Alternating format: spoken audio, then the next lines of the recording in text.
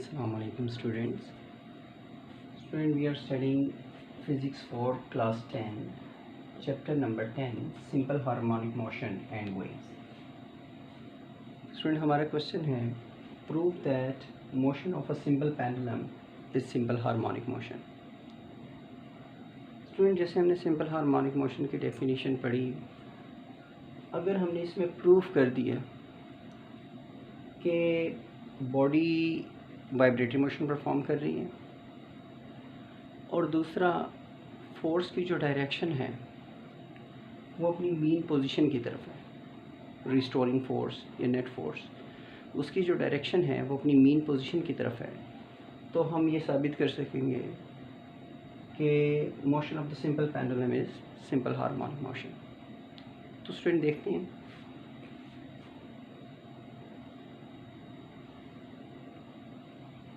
Student ये हमारे पास एक सिंपल पेंडुलम है, ठीक है। इसका जो वेट है वो नीचे की तरफ एक्ट कर रहा है। ये जो पेंडुलम है, आयरन बॉब है, इसका वेट नीचे की तरफ एक्ट कर रहा है और जो स्ट्रिंग के अंदर टेंशन है वो ऊपर की तरफ एक्ट करती है।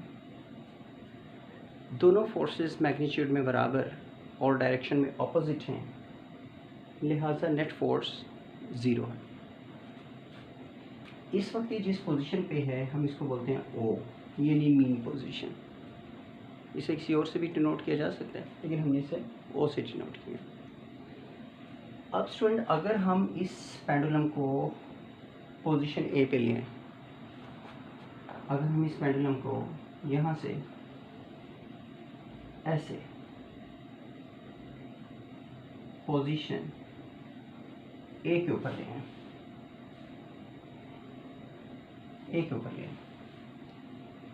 तो देखें स्टूडेंट, ये अभी भी स्ट्रिंग से कनेक्टेड है और इसका वेट ऐसे ये नीचे एक्ट कर रहा है, ठीक है। अब अगर हम करें इस तरह से कि ये जो इसका वेट नीचे की तरफ एक्ट कर रहा है, वेट एक फोर्स है, तो हम इसको इसके परपेंडिकुलर कंपोनेंट में रिजॉल्व करते हैं। देखिए, चूँकि परपेंडिकुलर को कंपोनेंट होंगे तो दोनों एक दूसरे के साथ 90 डिग्रीज का एंगल बना रहे होंगे। तो देखें, एक कंपोनेंट ये हो गया और 90 का एंगल बनाता हुआ एक कंपोनेंट ये हो गया, ठीक है। ये ऐसे हो गया।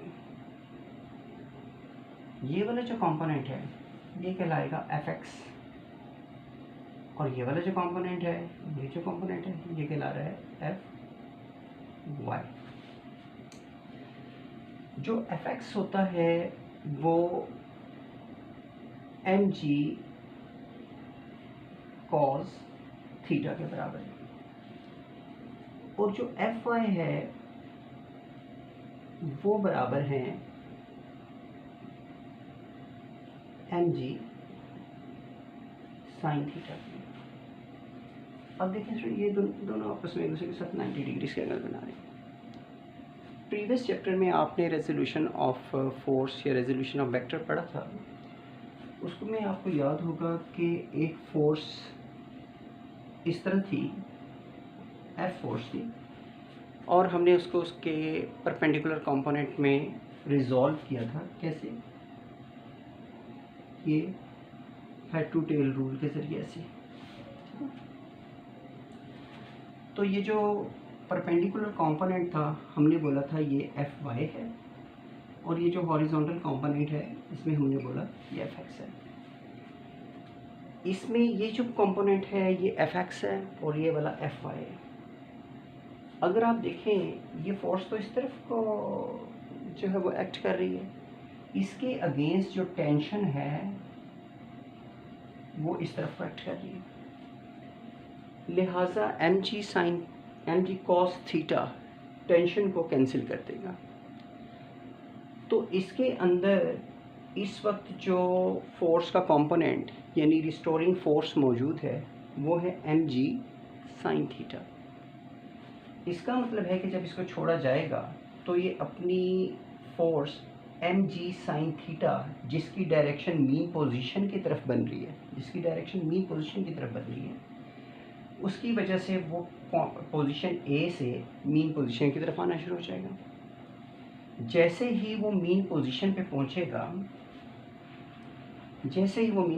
पहुंचेगा, तो जो रिस्टोरिंग फोर्स या नेट फोर्स है वो ज़ीरो हो जाएगी। अब क्या होगा, इनर्शिया की वजह से तो बॉब नहीं रुकेगा और ये अपनी ओ पोजीशन से होता हुआ पोजीशन बी पे आ जाएगा। जब ये पोजीशन ओ से बी की तरफ जा रहा है, उस दौरान में रिस्टोरिंग फोर्स जनरेट हो रही है, क्योंकि displacement from the mean position जितना होगा रिस्टोरिंग फोर्स जनरेट होना शुरू हो जाएगी। तो जब ये पोजीशन बी की तरफ जा रहा है तो रिस्टोरिंग फोर्स जिसकी डायरेक्शन मीन पोजीशन की तरफ है, उसकी वजह से इसकी वेलोसिटी कम होती जा रही है, इवन के यहाँ पहुँच के इसकी स्पीड जो है वो ज़ीरो हो जाएगी, वेलोसिटी जो है एक्सट्रीम पोजीशन के ऊपर ज़ीरो हो जाएगी। अब चूँकि ये अपनी मीन पोजीशन से दूर हो गया, इसके अंदर इस वक्त रिस्टोरिंग फोर्स मौजूद है। अब ये फ़ौरन अपनी रिस्टोरिंग फोर्स जो कि इस बॉब को अपनी मीन पोजीशन की तरफ खींच रही है, इसकी वजह से अपनी मीन पोजीशन की तरफ आना शुरू हो जाएगा। यानी रिस्टोरिंग फोर्स की डायरेक्शन यहाँ पे ये है और यहाँ पे एम जी साइन थीटा में क्या था, फोर्स की डायरेक्शन ये है।